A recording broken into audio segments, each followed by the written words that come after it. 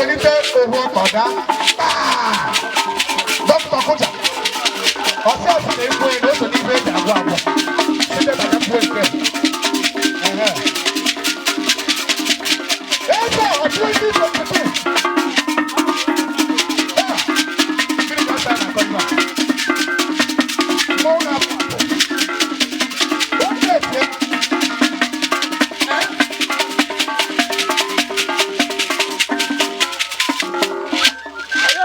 Ibe dị mma. Ibe dị mma.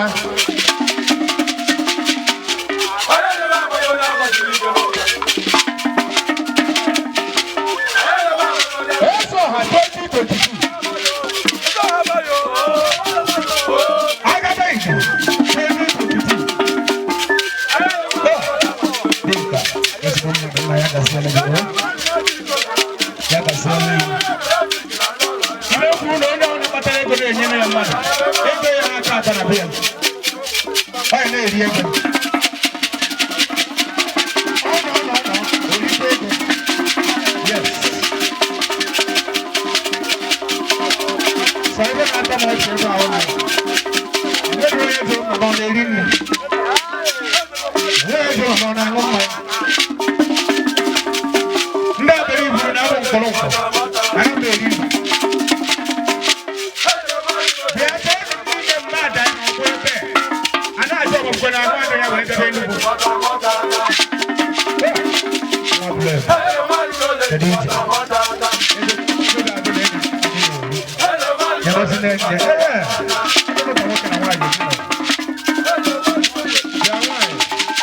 Ya bụ abụọ anyị na aka na nwaanyị na nwaanyị. Ejina na aka ụwa. Ọ maka na anyị jide na ya. Onye nze ibe m. Onye nze bịa gwa m ibe oturugo. Ọ mụwarụ abalanse na nanka. Onye nze bịa gwa m ibe eturu yi. Onye nze bịa gwa m ife a na-ekwu yi.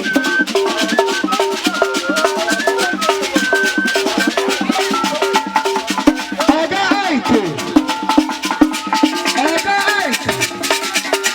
Ndị mmadụ na-eji n'otu ebe a. Ezigbo mmadụ esiri ncha abịa taa.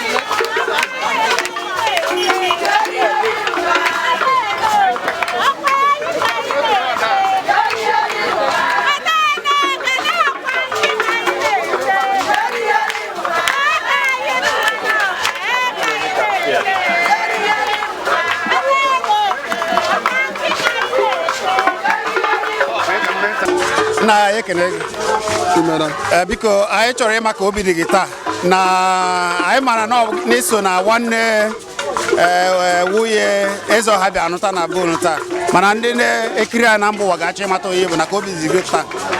Obi amaga m abụ nwanne father m the first son by the grace of God and I'm so happy obi adọga m obi n'obi agụ ụbọ na-eme afọ mgbe izi na ụmụnna na ọfọ nna aga bụ ọfọ ahụ na ọ ga-adị ha na mma na a ga-ebi n'udo weta nwoke weta nwaanyị weta agụ na ụba ka a ga-ewe keta na ha ga-adị favored before God and man in everything they do ka dị favored n'oge ikpeazụ ekete oge na doja chukwu n'oge ikpeazụ ezinụlọ anyị ebe a bụ ndị ama na-achọ udo and udo na-adị nwanere anyị maka na-achọ udo biko anyị chọrọ ịmata ka gị na Ezeoha ji dere na ka obi dị gị taa n'ihe a na-eme n'ụbọchị nketa. Obi dị mma na nnukwu ajụjụ anyị jụrụ m. Ezeoha bụ asị na Ezeoha ka ajọ nwanne. Ezeoha bụ ezigbo ọyị m nwoke. Ihe ọ na-eme n'ụbọchị nke taa ọ ka obi ji wee dị mma ka m ji wee sụ na m ga-eso wee na-eme otu ọbụla o ji wee chọọ gosi na ọnụmụ nwaanyị bụ ihe chi na ọdụ na-egugu idem ọ ihe Chineke kwado. Ezeoha ya ekele gị. Biko anyị chọrọ ịma ka obi dị gị anyị fụrụ ka ndị mmadụ ka ihe na-eme ebe a dịka o si aga ka ị kọrọ ndị ụwa ka obi dị gị n'ụbọchị nke taa. Obi bụ sọ aṅụrị maka na ọ dị n'izu na mmadụ kwa mmadụ oku fụ ndị ahụ ọkpọrọ oku abụmadụ na-agbacha mmadụ oku afọ onye ahụ ọkpọrọ oku so ndị bụ ndị bịalụ achị m eka bụkwara ka otu esi wee bịa and ndị wetakwa ndị ego bụ ma ndị bụ ma ndị abụghọ Chukwu na ga-emeju ya gba na mmaji kwuru mmaji eti ekwe eka ji ha akụta ekwede akụta mmụọ na-emela na Igbo ga-enyere ndị ahụ eka ihe ọbụla etirila eka ọ ga na-agara ha n'ihu ndị ọba ndị ji mọchụ ụzọ ndị ji maga afọ ndị ọbụ ọ maka otu esi eme na aga m ji baka mme n'ebe m mara m nọ si na emezuo ihe imerụ nwaanyị so anyị chọrọ ịnụ ihe i kwuru ma gịnị ka ị bịa mee ihe mbịa mebi ego isi nwaanyị otu esi eme n'ala Igbo ịbịa anụta nwaanyị na otu esi eme n'ala Igbo maka na abịa nwaanyị mee ego isi mmadụ agụ na abịa ebuola azị agbọsọ ifutela ego mmadụ m ike ịla ka ọchị na-eso ebe ọbụla nọ ka ya ga-anọ antị ma Chukwu mekwuru na amala emekwa ikpechi maazị mmadụ ekene m Oriakụ m aka na-echie ya ike maka na ọsọ mgbọdị bụ mgbe anyị na-ebido ọ chọrọ ebe m tiri isi ga-eso m na ebe m na ga-eso m ga m ji wee na-eme ihe eme ndidi ọtụchi ka baba gosie ihe ma ọchị tata m ga-emechite ihu mana ihu ụmụnne mana ihu ndị na-ebu ndị obodo ya niile ekwe na-eme ndị nọ n'ehụ eme ndị bịalụ mana ọ bụrụta ego moto kwa nsogbu a ọ bụ sọ m na tupu efu n'ụzọ metachi ma ndị be ma ndị abịa ya tụrụ ha na mma ha egbu aka ji ka egbute egbu ekere ka egbute ndị na-ebu ndị so anyị gwute mgbe gbautekwe ya bụ eti aka ga-adọ ma mọchị mgbe ya na-achị ga-anachi nke ọma aka mmụọ a ga-emechi ụzọ aka ma amachikwa n'ụzọ ya ọ bụ na achọ ka ya na-azụ achọ ya ga na-aga aga ọ bụrụ oge ha lụrụ ọlụ ya ga na-aga aga so nkene nwoke kene ya kene ekwu na onye ntabụ ndị ego lọlọ ndị ka obi dị gị taa n'ụbọchị ekenekwa gị nwoke ọma obi dị m so awụrị mfatị ọ bụrụ na a na-emepe obi mmadụ obi jupụtara m na anwụrị tata maka na ndị Igbo toro n'uchi na oye ndidi na-eri azụ ugbo ekenekwe m Chineke bụ onye mere ka ọnọdụ aga taa wee ego maka na eji m onwe m na-ametụ na-ewe m ndidi ma weta ihe ọma ọ ga-abalị gị nwoke ọma ihe m na-ekwu bụ na ihe dịka edekwala m n'ụwa m mana ụwa m ọzọ m ga-abịa mana ụwa nke m nọ n'ime ihe dịka edekwara m maka na ọ nwoke eji eje mba ọ nwoke ga-abụrụ ọfụta ọ sị gị ka ebe o ji gị ka o si eme gị ihe ọbụla o tinyere aka ga na-aga aga a sị m Chineke gọzie ya biko ndị na-ekiri anyị na mbụ na-achọ ịmata onye Igbo na ka obi dị gị n'ụbọchị nkịta na ihe gbasara Ezeoha na mmemme o mere taa. Ezeoha bụ nwanna m afọ m bụ High Chief Anderson Nwafọ aka ekpuchi ọnwa 1 of Mburubu Kingdom.